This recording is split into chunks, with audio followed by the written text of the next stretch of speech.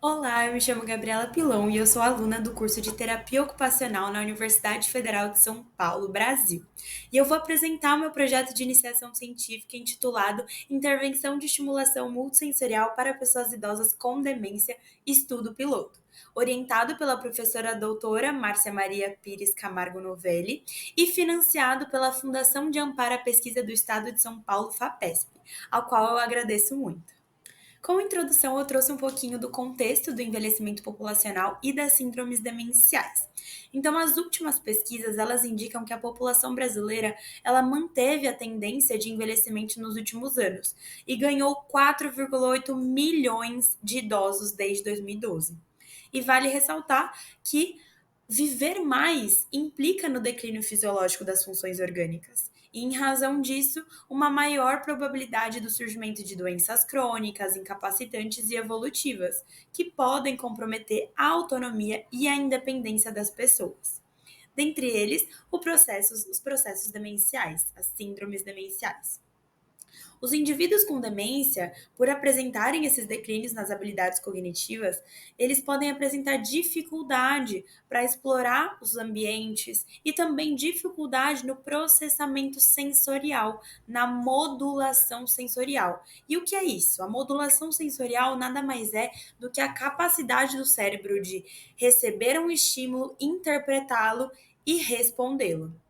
Essas dificuldades nesse processamento sensorial e nessa modulação sensorial podem ocasionar privações sensoriais e longos períodos de ociosidade, tédio, que conduzem a sentimentos de inutilidade e também alterações comportamentais, também chamadas de sintomas comportamentais e psicológicos, que incluem inquietação, apatia, agressividade, agitação e entre outros. Atualmente, o foco para o tratamento dessas alterações comportamentais tem sido abordagens farmacológicas, mas os estudos apontam poucos benefícios desse tipo de intervenção no controle e na diminuição dessas alterações de comportamento e apontam um aumento no risco de mortalidade entre os idosos com demência. Sendo assim, trago aqui uma abordagem não farmacológica de intervenção. As intervenções multissensoriais, que podem ser um recurso e uma ferramenta muito importante para a intervenção de terapia ocupacional, que foca o seu trabalho no desempenho, na participação, nas ocupações, na autonomia e independência, bem-estar das pessoas. Então, contextualizando um pouco, o que são essas intervenções multissensoriais e por que a escolha delas para trabalhar com a intervenção em demência? As intervenções multissensoriais, elas são ações que visam estimular as percepções sensoriais básicas, como a visão, audição, tato, paladar, olfato, sistema vestibular e proprioceptivo. Ela permite que o indivíduo participe ativamente do processo com as capacidades que ele ainda tem. Então, os estímulos facilitam a modulação sensorial e capitalizam as habilidades residuais desses indivíduos, então as capacidades ainda preservadas. Sendo assim, ela é uma intervenção flexível e adaptável para cada pessoa idosa com demência. Os objetivos do nosso estudo, então, o objetivo geral foi avaliar o impacto dessas intervenções multissensoriais para os idosos com demência vivendo na comunidade. E os objetivos específicos, avaliar o resultado da estimulação sobre os sintomas comportais e psicológicos. Além disso, avaliar também o impacto social da intervenção, a partir da visão dos cuidadores familiares. As hipóteses do nosso estudo, então, levantadas, foi que a intervenção sensorial teria um impacto positivo, tanto na redução da frequência quanto na redução da intensidade dos sintomas comportamentais e psicológicos, além de também apresentar um impacto positivo social a partir da visão dos cuidadores familiares. Cabe ressaltar que essa pesquisa só foi possível a partir do financiamento pela Fundação de Amparo à Pesquisa do Estado de São Paulo. O nosso estudo foi realizado no Serviço Ambulatorial de Atendimento ao Envelhecimento Cognitivo SAEC, que é uma extensão da Universidade Federal de São Paulo, do campus Baixada Santista. E ela contou com 9 idosos com síndromes demenciais, sendo eles dispostos em 2 grupos: o grupo controle, contando com 6 participantes, e o grupo experimental, contando com 5 participantes. O nosso trabalho, ele contou com um TCLE, um termo de consentimento livre esclarecido, e tanto o trabalho quanto o TCLE foram submetidos ao Comitê de Ética em Pesquisa, e após a sua aprovação, iniciou-se o processo de divulgação das aberturas de vagas em mídias sociais, como Instagram, Facebook e WhatsApp. Após o contato dos idosos e de seus cuidadores familiares, foram aceitos aqueles que se encaixavam nos critérios de inclusão. E os critérios de inclusão eram ter 60 anos ou mais, ter o diagnóstico de demência, apresentar 2 ou mais sintomas comportamentais e psicológicos nos últimos 30 dias, ter um cuidador familiar com no mínimo 24 horas de contato semanal e, se o idoso utilizasse medicação para demência, que a dosagem da medicação estivesse estável por 3 meses. Após a seleção dos idosos participantes que se incluíam nesses critérios, iniciou-se o processo de avaliação, começando pela triagem. A triagem, ela contava com dados básicos de informações sociodemográficas dos participantes e cuidadores.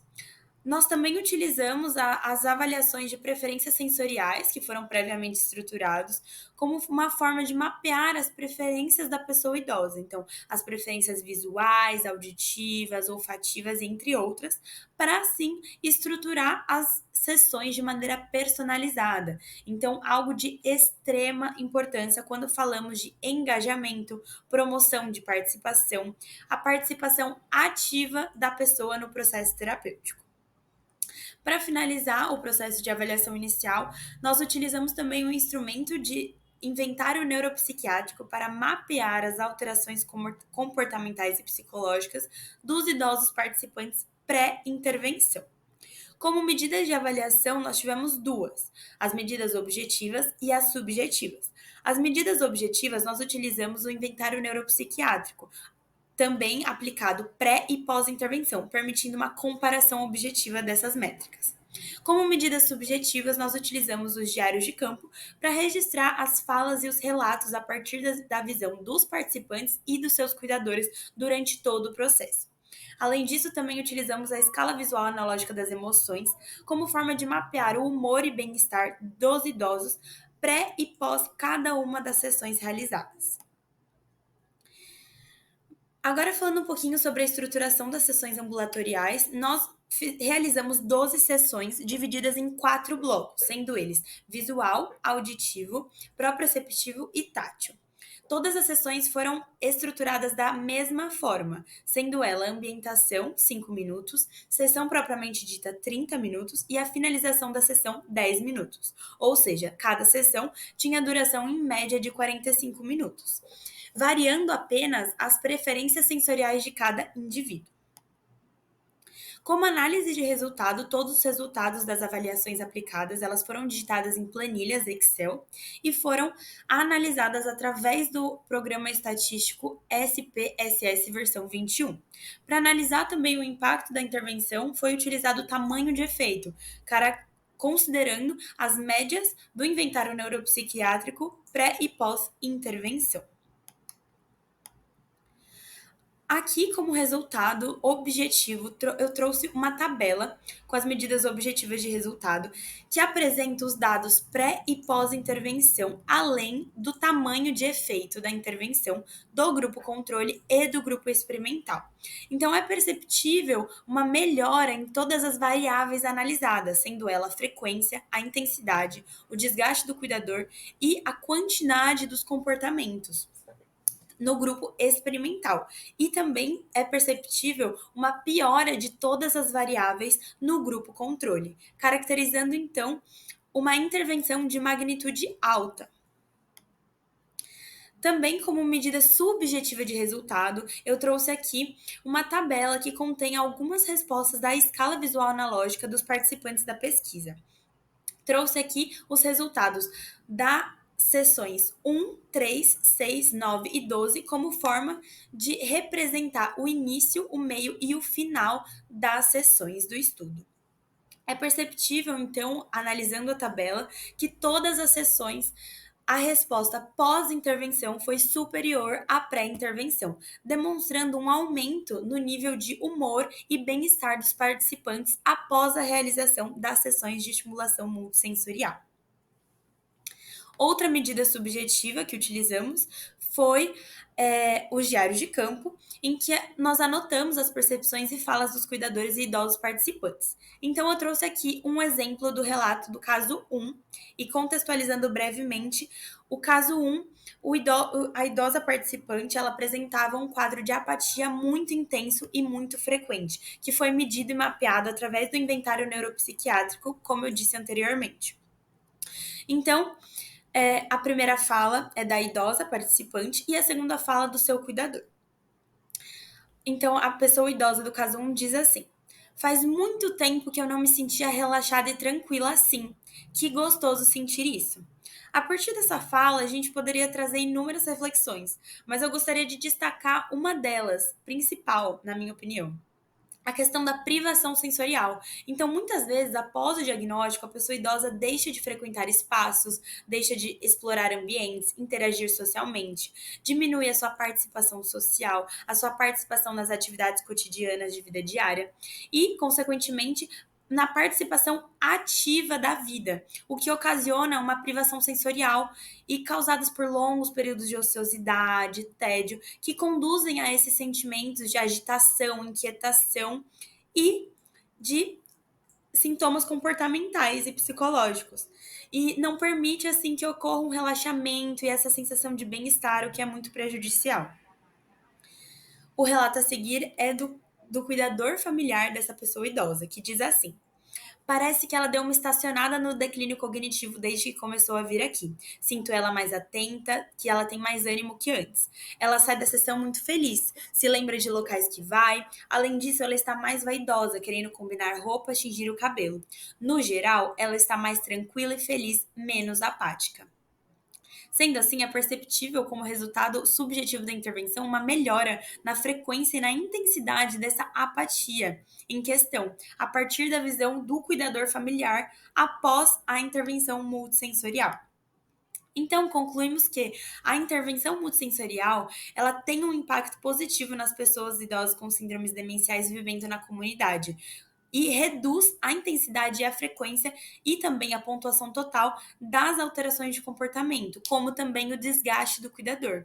Esse impacto também foi identificável a partir das percepções subjetivas das pessoas idosas com demência e seus cuidadores familiares. Deixo aqui algumas das referências bibliográficas que eu utilizei para fazer essa apresentação e também, a partir do QR Code, vocês podem acessar recomendações de leitura para quem quiser aprofundar um pouquinho mais o conhecimento sobre o assunto. Obrigada pela atenção e agradeço novamente à Fundação de Amparo à Pesquisa do Estado de São Paulo, FAPESP. Deixo aqui o meu contato e muito obrigada pela atenção. Um ótimo dia.